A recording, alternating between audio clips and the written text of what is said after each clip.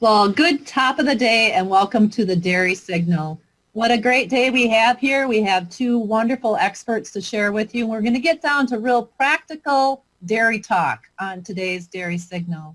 My name is Shelley Meyer and I work as the Executive Director and have the privilege of working for fellow dairy farmers, a 9-member board of directors. And we're privileged today with the Dairy Signal to welcome to the Signal Dr. Heather White from University of Wisconsin-Madison, where Dr. White is an assistant professor of nutritional physiology and a faculty director with the new Dairy Innovation Hub, as well as we'd like to welcome back to the Dairy Signal Dr. Mark Stephenson, a 40-year veteran. We call him the gift to the industry, and he is director of dairy policy analysis at UW-Madison and also the director of the Wisconsin Center for Dairy Profitability.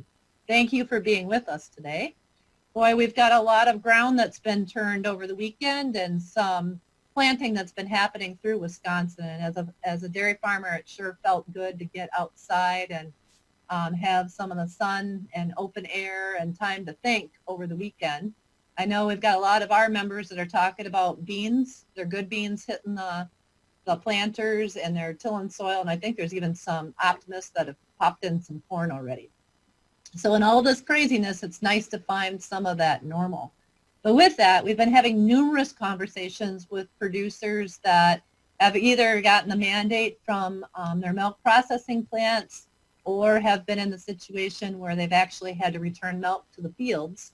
So the discussion is kind of upside down for all of us. We're thinking about how we can turn production back to help it ease into more of the adjustment of the market's needs. So today, as we tune in with both Dr. Mark Stephenson as well as Dr. Heather White, we're really going to hone in on some of those factors. What is new on the policy side, what just rolled out last night that came through from Secretary Perdue, Mark, and then Dr. White is going to talk about how do we really get our hands around that production adjustment. So let's start it off with Dr. Mark Stephenson. Well, thank you, Shelley, and I'm glad to be here again. You know, we're in this time period, I think, when we get news daily practically and news of importance to the dairy industry. So I'm happy to try to give a little value add to some of that and tell us what I think we might be seeing out of it. Now, on Friday, this past Friday evening, the 17th of April, at 9 o'clock in the evening, we had the Secretary of Agriculture who provided a news briefing to outline the sketch of what they were going to do in the way of payments and programs for dairy as well as the rest of agriculture. I will say that that was a little bit light on details, and USDA is going to be providing some more details, they say today, in a later webinar, but we'll see just how long it takes to get all of those out. But I want to give you at least an idea about perhaps what it is you can expect from this. You might recall that 1 or 2 weeks ago when we were talking, I outlined a program, a whole suite of programs actually, the National Milk Producers Federation and the International Dairy Foods Association had offered to USDA as ideas that they had for helping to make producers and processors in, if not whole, at least in better shape. And those were pretty much roundly rejected as far as USDA was concerned. I can tell you right up front that one of the things a lot of folks had been talking about was whether or not we would reopen the Dairy Margin Coverage Program. And Secretary Perdue essentially said rather completely that no, we won't do that. Very much against that, and feels like that disciplines people to not think about this as insurance, but rather, you know, if it really gets bad, we'll come through with the program reopening, and he doesn't want to give that false sense of security. Now, I will also say that Secretary Perdue is not the person who would normally get to make that decision. That would be Congress. So if Congress comes back in a round 4 of providing some stimulus to the country, and there are some agricultural things in it, if Congress said, thou shalt open up dairy margin coverage, then that would happen. So it's not off the table or completely out of the question, but there's no indication that USDA wants to do that. So what did they offer? They gave us some guidelines for dairy. They said that dairy would have about a $2.9 billion spend, which is a lot of money. And they did provide a little bit of information about how that would happen, but we got more information after that news briefing from Senator Hoeven from North Dakota, who sits on the Ag Committee, and he provided a little bit more in the way of details there. So just as an example, we would start by trying to make an estimate as to what the losses are from milk price based on COVID environment. And we don't know how they're going to do that yet, but we have some ideas that might be possibilities. And that for the losses during January through the 15th of April, they would pay 85% of those losses to dairy producers. And from April 15th for the next 2 quarters, which is to say through the middle of October, they would pay 30% of what they estimate the losses to be to dairy producers. So I immediately wanted to start scratching away and see what could that possibly mean. I took a look at the futures markets on January 24th, which was the Friday just before the U.S. began to learn about COVID virus over in China. We didn't have any cases here that we know of at that time. But this was just the market's reaction at that time period to the thought that we might have some problems with exports to the world's largest buyer of dairy products, China. And there was an impact right away. But then since that time period, we've seen, continued impact from a worldwide pandemic. And I looked at the futures market values for those same months in 2020 as of this last Friday. So I compared January before COVID announcements futures prices to the April 17th prices that we saw in the futures market. And from that, I made an estimate of what the U.S. all milk price would likely be and compared those from pre-COVID announcements to post-COVID kind of thing. When we looked at that, the expected losses and the payouts that we had outlined, at least from the senator's comments, indicated that we might expect something like $1.58, $1.60, something like that in the way of payments on all milk. So that's pretty substantial. But it doesn't make you whole because we estimated the total loss to be something closer to almost $5 a hundredweight over this time period. So it's quite a payment.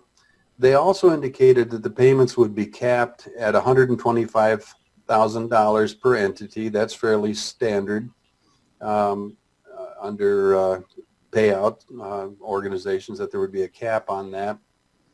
And under that $1.60 sort of level, that suggests to us that maybe around 330 cows or something like that, we would begin to hit that limit. And so farms above that would be capped on their total payments. Most of the farms, it's like 90% of our dairy farms, are below that level of herd size and would have full payments that would be available to them. However, when I do the calculations and take a look at what that would pay out at $1.60, it is, roughly speaking, a little more than $1 million or $1 billion in payments, or more than $1 billion, $1.5 billion or so. But it comes about $1 billion short of what they indicated they were willing to spend on dairy. So I'm not sure if they plan to have a second tranche of payments that would come out, or if this simply doesn't get paid out to dairy and stays in U.S. Treasury. We'll have to wait and see, I guess, about those particular details. But, that's kind of the rough sketch of what we know now. I think we are going to find out more about how they're going to calculate this, whether it is using futures markets or if they would use the WASDE estimates of milk prices, that would show a lower level of loss than we would get with futures markets. So that's something that they could use as an alternative as well.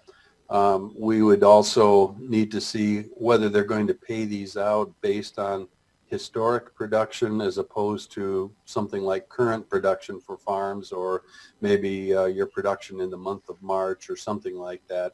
Don't know what all those details are going to be, but at least to help you frame your expectations for payments, I think that we're looking at something well less than $2 a hundredweight for the payments. Now, there was one other piece of this they talked about for dairy, and that is that USDA plans to spend about $3 billion purchasing food items, including dairy.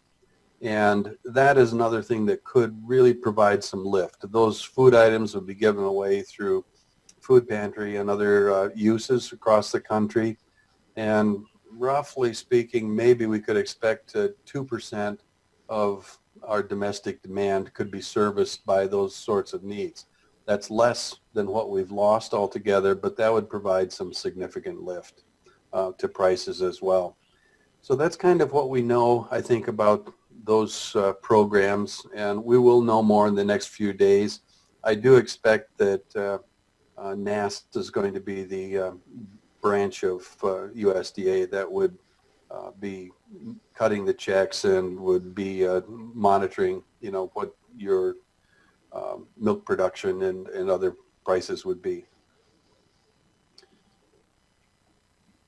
All right, so I want to remind our listeners that are live streaming with us to go to slido.com and to enter my PDPW, that's my lowercase, PDPW uppercase, and we're taking questions right now. We can also take questions towards the end of the hour after we have Dr. White go ahead. But I have a question for you, Dr. Mark, and that is, you were on a webinar prior to this one this morning, really talking about some of the comparisons that are happening internationally. I think you talked about the International Farm Comparison Network. Is it as bad for dairy farmers around the globe and as challenging in the marketplace as it is here right now? I was on that webinar and I presented, my perception of the U.S. impact of COVID. And it was an interesting thing to share with those folks from around the world. My assessment is that most other countries have not had quite as bad a time through this as we have. A good example might be France, who outlined what they've seen in the way of milk price cuts or requests to have reduction in marketings. They're not asking for reductions in marketings at all right now, but they expect that they may do that moving forward, but they would be fairly minor. Oddly enough, the loss that they had in restaurant sales when people went home to stay home and eat have different characteristics. Here we've seen a loss of some dairy demand going through retail sales and fixing our food at home. And in France, they were also indicating that people went home and their instinct is to consume a lot of dairy products. So they purchased even more than they would, through restaurant sales and occasions. That's why they aren't looking at any cutbacks right now. And their prices are holding up better than ours. That is true for many of the other countries around the world. So if you had an opportunity to give dairy producers right now, our U.S. and our listeners that we have, a list of maybe 3 things that they should be looking at, asking, or doing this week, what would be on that list of 3 things that you would suggest? Well, I would try to be taking a look at my cash flow needs. This is something that's become critical for lots of farms. Working capital has been just shaved right down. And think about, where does an expected payment like this fit into my cash flow needs? When do I expect to receive it? Would I get this as a lump sum check and maybe quite quickly, or do we think this may be paid out on a monthly basis? I'm not sure about that, but keep your ears open because we'll know very quickly. I also would say that for the folks who did sign up for the dairy margin coverage program, we're going to begin to see those payments coming out next week, not this week, but next Thursday, I think, is when the all milk price will be announced and the prices for the feed ingredients, so we can calculate the margin. And my guess is that within 2 weeks after that, we'll start to see those first checks coming out of the dairy margin coverage program. And they could be quite substantial here in the next few months. We're estimating that in May and June, we've got $5 margins. So if you were covered at the $9.50 level, you're talking about a $4.50 per hundredweight payment on that program alone. So, you know, that's going to help your cash flow, but understand where you are and where your needs are going to be. So one question that's come through on Slido, and that question is in regards to DRP. If you're signed up for DRP, the question that they had is that they had heard, and if you can tell us if you've heard the same thing or if you're not sure, but they have heard that they're not eligible for what Sonny Perdue talked about last night, the $125,000. I don't know about that. I think that's in a gray area, but I think also that most of those payments through the insurance should be set aside. That's different fundamentally than the dairy margin coverage. You know, this is a program that's meant to be actuarially fair. And so I don't think, in other words, over time, you should expect to be paying as much for premiums as you receive in indemnities, with the exception of the subsidies for the premiums that are directly contributed. I don't know, Shelley. I will try to find that out, and I'll come back with an answer for us next week, but that I don't know for sure.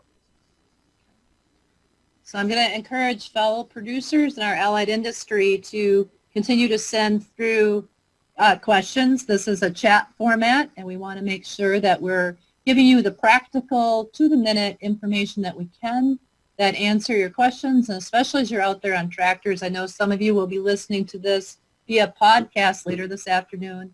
Keep those questions, and we'll channel them to Dr. Mark later on. Now, Dr. Mark, we're going to turn over to Dr. Heather White.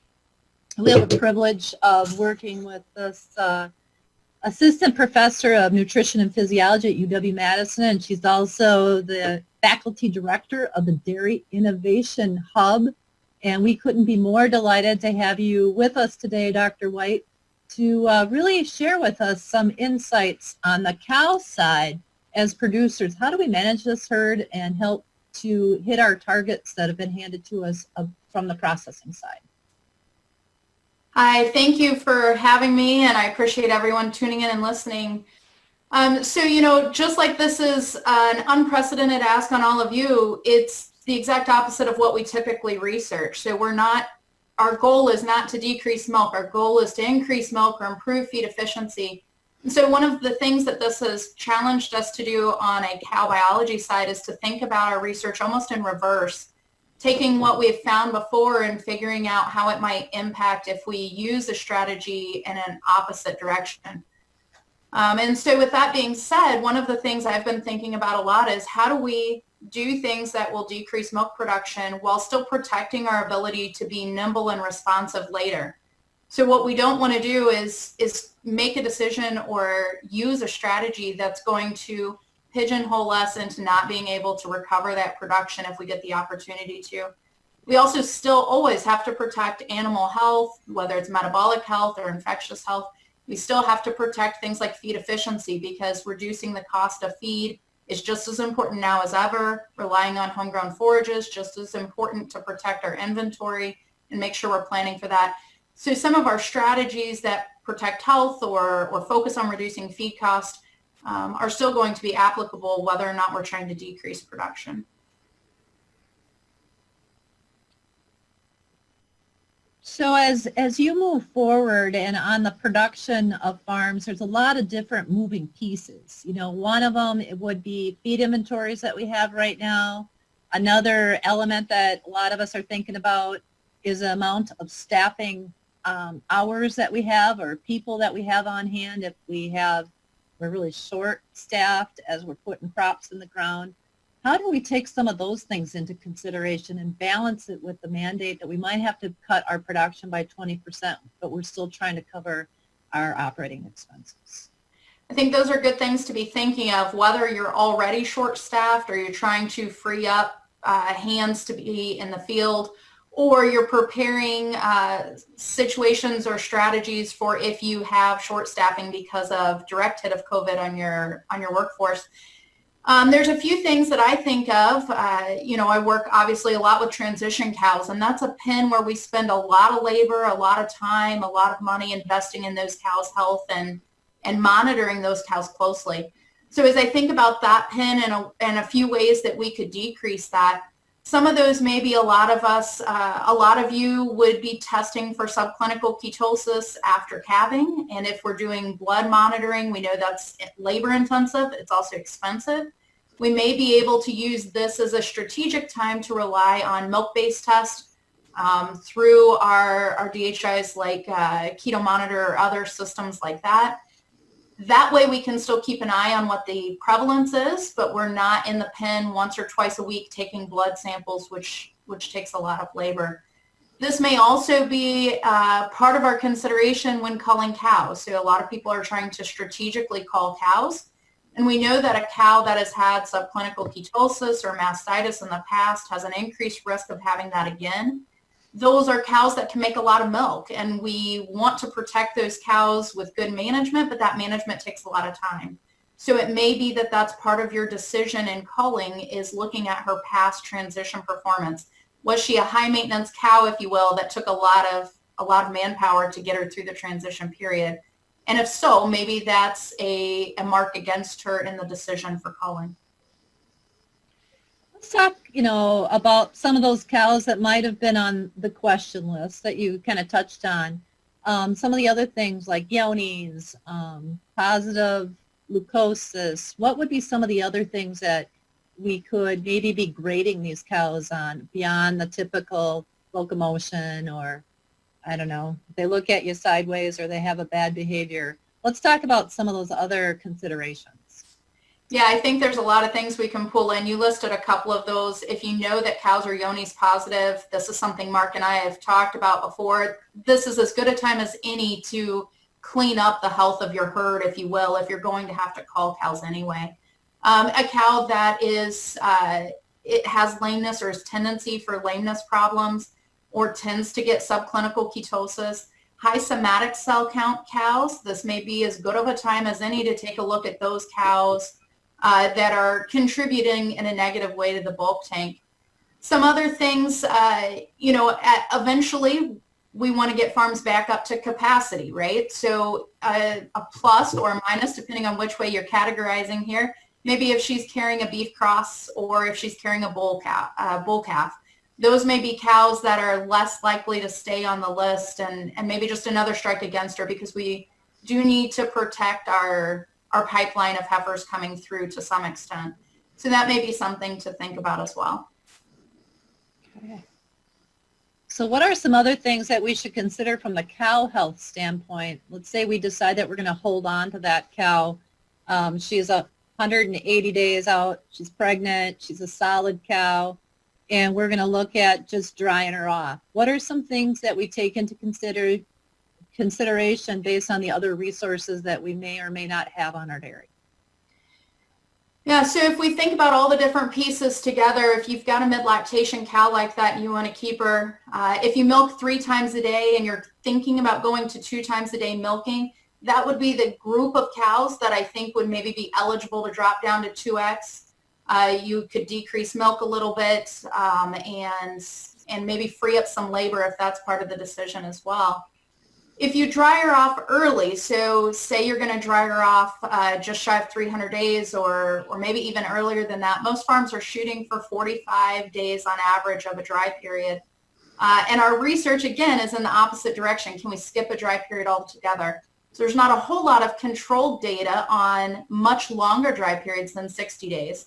What we find is that in epidemiological data, dry period more than 70 days, those cows tend to be associated with more metabolic disorders after calving but there are some things we can do to protect that. So say you want to have a 90-day dry period. Thinking of all the moving parts, do you have a pasture you could put some of those long dry period cows on where maybe they'd have less energy intake? What we're trying to avoid is a fast and excessive gain of body condition score, right? So can we put them out on pasture? Can we mix some straw in to have a controlled energy pre-fresh diet so that when those cows calve in, they're not excessive body condition and they don't lose a lot. So what we really want to avoid is more than 4 body condition score units about a month before calving, or losing a point or more body condition score through the transition period. Some of that will be unavoidable. So I think this really reiterates the need for the nutritional strategies that we use through the transition period. If there's something in your ration that you have there to protect metabolic health or liver health through the transition period, whether that's a choline or glucoboost fermented ammoniated condensed whey type product, there would be a good cause to talk to your nutritionist about that, because if you now have higher body condition score than you usually do, and you pull your protective components, nutrient components of your diet, then you're actually giving this group of cows a double hit. So I know it's a cost in the diet, but it's a good discussion to have together with your management team and your nutritionist. You know, this reminds me, just to kind of plug in, that on Thursday, your colleague, a new colleague that's coming in, Dr. Louise, will be really sharing more of the how-to on this. Could you tell us about the good news that we have coming to Madison, back from Florida, and filling Dr. Randy Shaver's position? Yeah, so we're really excited to have Dr. Luis Ferrado coming back. He was a graduate student with Randy. Many of you know Randy Shaver very well. So after his retirement, we were excited to fill that position. Luis will be coming in May, pending that moving around the country is a tolerable thing at that point. But he is bringing a fully staffed lab. So he's got graduate students and postdocs coming with him. And specifically amongst us doing nutrition and management, we're super excited to have him. The whole department really is very eager to get him back up here and doing some good work. He'll be continuing to focus on forages just as he has in the past. That is phenomenal. It's great to see that team tool up, and certainly the impact, tremendous impact that Dr. Randy Shaver has had to not lose momentum here at Madison. So that's good. And again, a plug for the Dairy Signal. We'll be talking more about nutrition and tying it in with the markets again on Thursday. So with that, we have one more question. For the nutritional and management strategies that producers have selected to meet their reduction, can they treat all lactation cows the same as they take the approach, or how do they slice and dice those pens? What is important for them to remember prior to peak lactation? How do they just balance all of those considerations, Dr. White? Yeah, I think this sheds light on who is an optimist and who is a realist or a pessimist. And Mark and I have talked about this some too. I guess I'm an eternal optimist. I like to keep our doors open so that we can rebound cows if we get the opportunity to. I don't want to set a cow up for sustained failure, if we will. So when we're thinking about strategies that reduce milk production, I'd love to see those strategies be focused on post-peak days in milk if we can. And the reason is that we know the amount of milk she's producing at peak certainly influences her total milk production, the persistency of that lactation. You all know that as well as we do. And so if we're going to do something to decrease milk, if we do it after that peak is reached, we'll have less of an impact on our long-term milk production. Generally, although it's probably not the case for every example we can think of, generally, if we do something like drop 3x to 2x, or if we decrease the energy content of the diet post-peak, we should be able to bounce that cow back if we add that provision back in. If we do it right after she calves, we're going to have a few conundrums. One is that the potential for a metabolic challenge, but the other one is that we may lose our ability to increase the milk back later. So if you think this is short-lived and you're trying to meet a short-term expectation from the processor, then that might be something to think about. If we think this is going to be multiple year, then maybe that's, or multiple month, then maybe that's a moot point. The other thing to keep in mind is we know that first lactation animals are a different animal than second greater lactation animals, right? So first lactation animals are less likely to have metabolic disorders. We can maybe be a little more aggressive with what we expect from them as far as, you know, pulling things out of the diet. But those animals are still growing, so they're going to have energy requirements of their body growth as well. So I think those are just things to think about. Depending on how you group cows in your barn, you may or may not have the luxury to sort that out, but that's something to think about if you do have them sorted separately. Okay. We're going to switch into more back and forth Q&A, and I'm going to remind our listeners that are live streaming with us to go to slido.com, and we want to keep some of the questions going. I know there's been a lot of the unanswered things that have been coming into producers' minds right now, and this is a great opportunity to tap into these two experts that we have. I do have a question here for Dr. Mark at this point, and it pertains to the program that Secretary Perdue talked about last night, and that is, can a dairy farmer tap into the program with multiple commodities and also with some kind of value based on the call cow price? I didn't see that last night, but for multiple commodities, the answer is yes. There is a limitation of $125,000 per commodity, up to 2 commodities. So if you hit $250,000 across 2 different commodities, then you've got a limit as to what you can receive across anything else. So if you had a bunch of different commodities, no. But I think that we're still waiting for the details that probably Office of Management and Budget is having to sign off on before USDA releases this. So I guess we'll just wait and see what is going to be allowed and what isn't. By the way, is it fair for an economist to ask a dairy scientist a question? Definitely. Well, Heather, I've read about, and honestly I don't know what the limitations or the benefits of doing something like this might be, but dairy producers, a few of them at least, are experimenting with feeding milk back to their lactating animals. So obviously it's got a nutrient load in a TMR that could be of benefit and reduce some of your purchased input costs. And it certainly would be a way of reducing the milk that you're selling. Pluses, minuses, or something we should take off the table? I think it's a viable option, and maybe it feels better than putting it in a lagoon. We've got to account for the nutrients either way, right? So if we put it into the ration, we would want to make sure to account for the fat, the protein, those things. It'll go into the rumen and be fermented, so she's not absorbing it directly as is. This is actually, ironically, an exercise that we give to students to see, when you put the amino acid profile of milk into the rumen, is it the perfect feed for a cow? And it's not quite as simple as that, because the rumen microbes are still going to ferment all of those nutrients.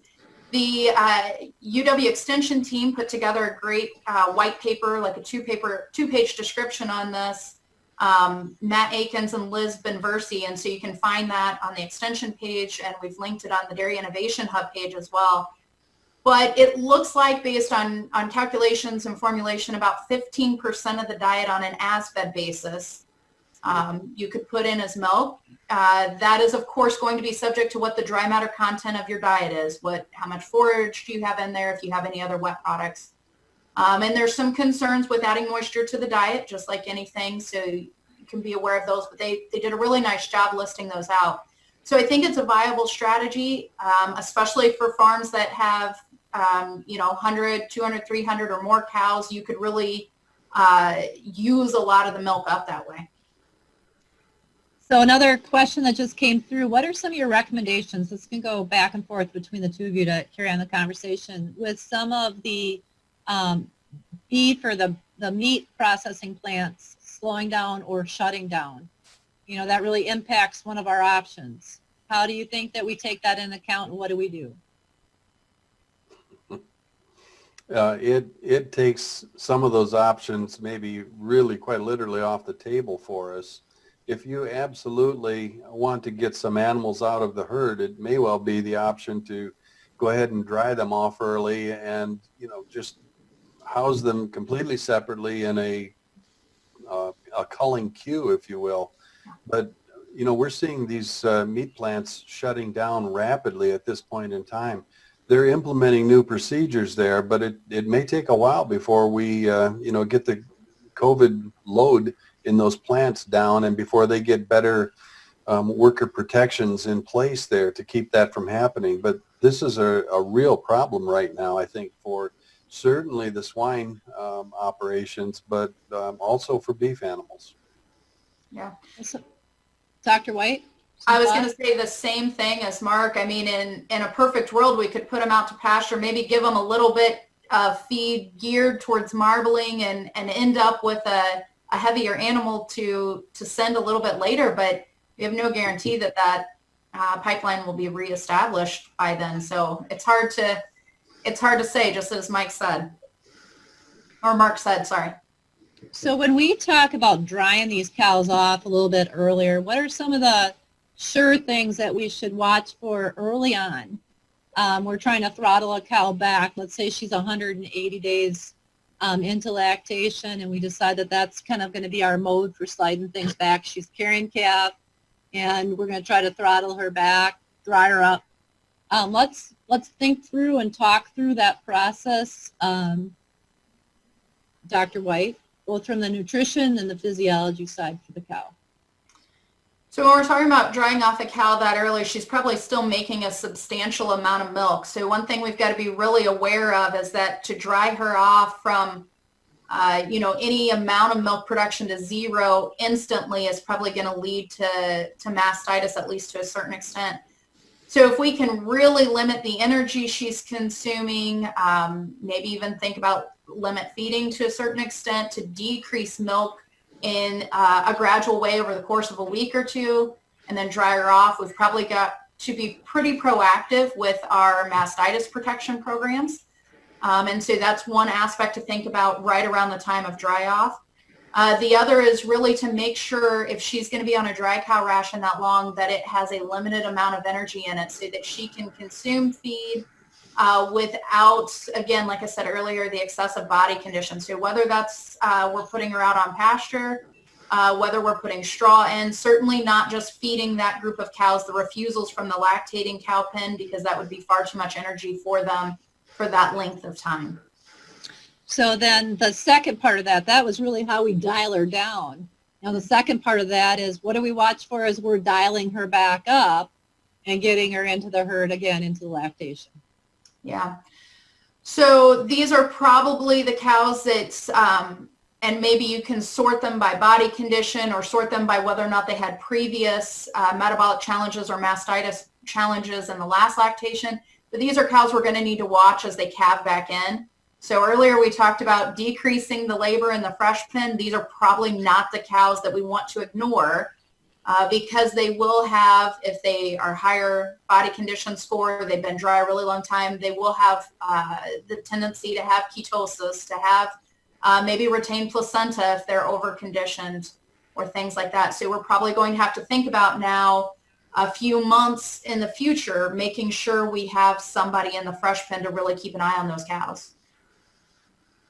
Now is when I want to just take a little bit of a break, and I know that we've got some media that is watching and covering this session that also talks with our non-producer, our non-farming crowd, our consumer. And I think this is just a good time to remind everybody that as a dairy farmer, it's really like a complicated Rubik's Cube that we're turning here. And it got spun in a direction that we've never seen it spun. We have to think about, where our cash flows have been turned upside down. That's the red color that we're seeing on the Rubik's Cube. We've got cow health that we're holding, that's always delicate. That's our number one customer, is that cow, because she's our client. That's the cash flow. And then there's another one that we're also working with, and that is the environmental side.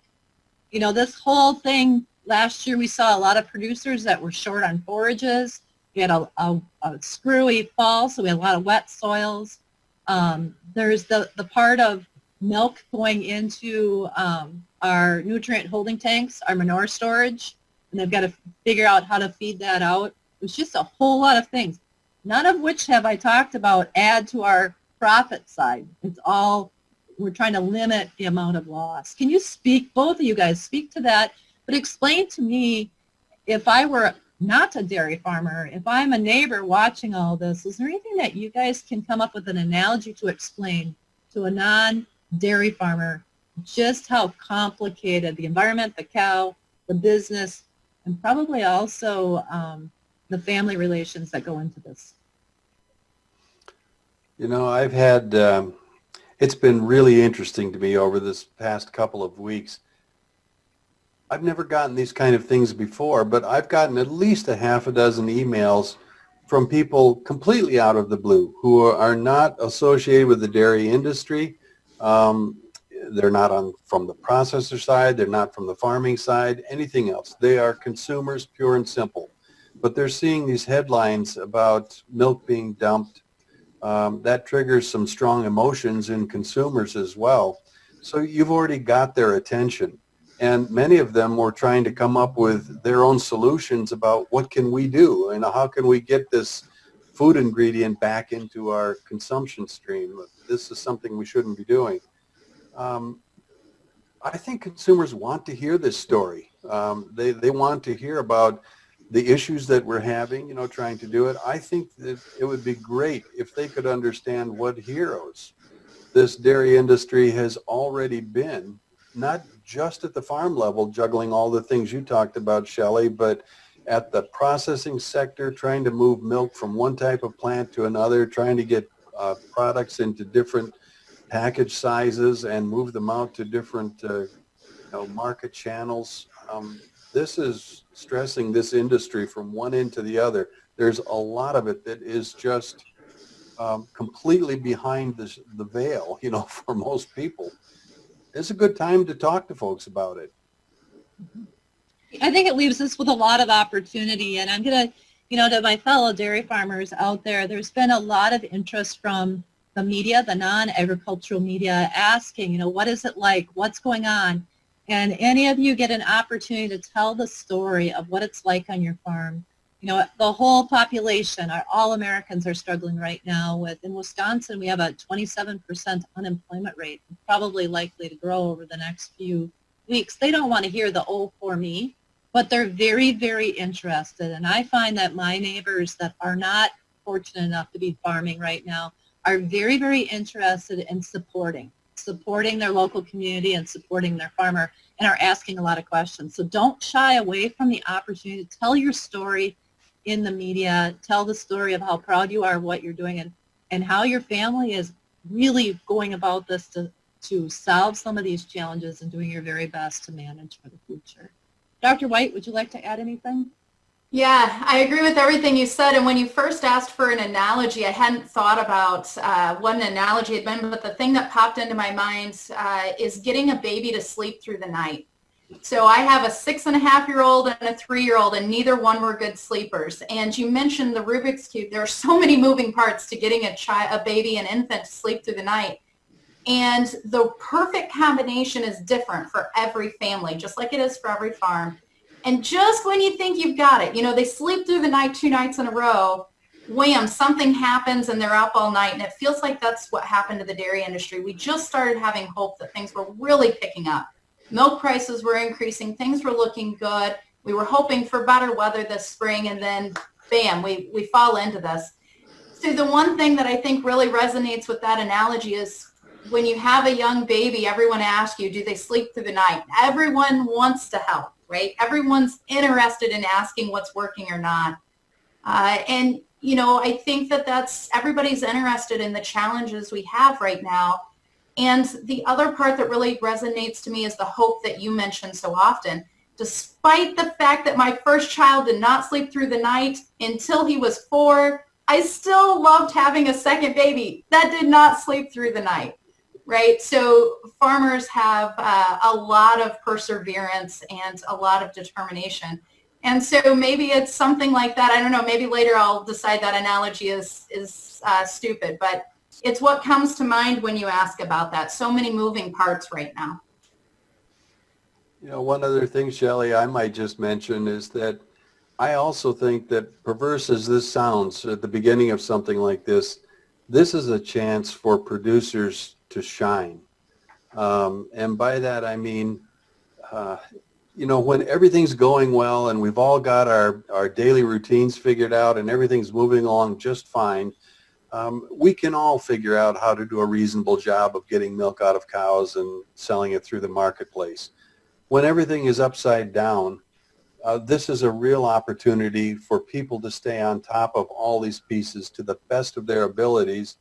And the folks who do this well will get through this better than the average person will. And so it is a time to just amp your game up a little bit. Try to get your head wrapped around all these different options and choices that you have, and make some good ones. So the other question that we have here is really, and I'm going to ask you guys to pitch in here about what you're hearing out on farms, and this will include our network across the country of PDPW members, but what they're finding is working as far as keeping their families, their staff healthy, how they're keeping operations moving as smooth. What are some of the common practices that we've come across that are working? Dr. Mark, you get a lot of those calls and emails. Anything come to top of your mind?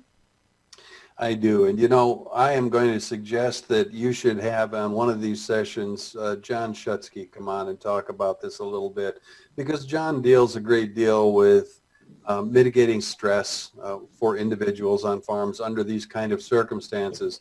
But one thing I do know that we talk about all the time is take time to decompress a bit. And, you know, we do know that if you're working on a farm, you're getting exercise all the time, but take some purposeful exercise. Go for a walk with your spouse, you know, go down the lane, back to the woods, or do something that's just a little bit different. You've got to get away from this to the extent that you can. You need to take some time to be thoughtful and thankful about what it is we do have, and the fact that most of us have been safe through this. We just need to make sure that we have an opportunity to share some of our thoughts and feelings with a person or two that we care a lot about. Okay. On to that point from just a perspective, typically on the dairies, when we're going through something, it can feel like you're the only one. And I'll just speak looking back at the 35 years that we've been farming. You know, we've seen, you know, a weird drought where it seemed like the rain would stop 3 miles from us and it would pass over and it would go 5 miles to the south. And, you know, we had nothing for crop, to a barn fire where we lost our calf barn. And those were times when it seemed like the world was kind of falling down around you, or you had something go through your calves. You went years without losing a calf, and then right before a genetic sale, you had a Clostridium outbreak, and Clostridium came through and did weird things with your calves. But this time, it's all of us. None of us are untouched by it, and that can make it difficult, because every conversation is surrounded by the same situation, but also it can offer a lot of assistance and help if you choose to communicate and think of it in that way. And that is asking the question just that was asked, like, what are you doing? How do you get through your day? What are some things you're thinking about? Who's been the best resource for you?